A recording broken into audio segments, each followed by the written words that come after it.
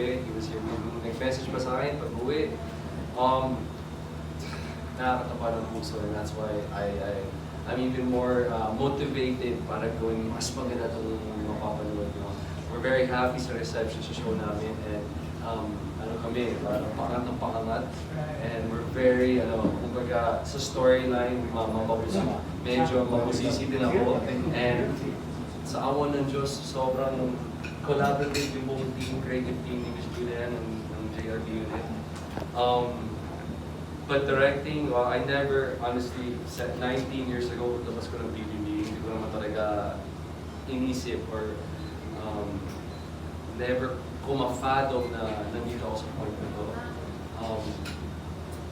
But if anyone younger than me sa industriya, the only advice I can give is work hard and be professional and be nice sa mga trabaho. Yung dalawang yun, lalo na yung galing naman will follow naman eh.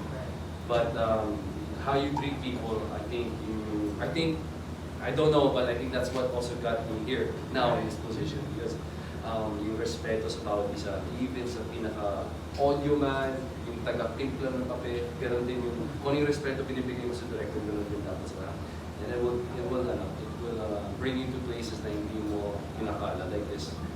I'm excited for this because super happy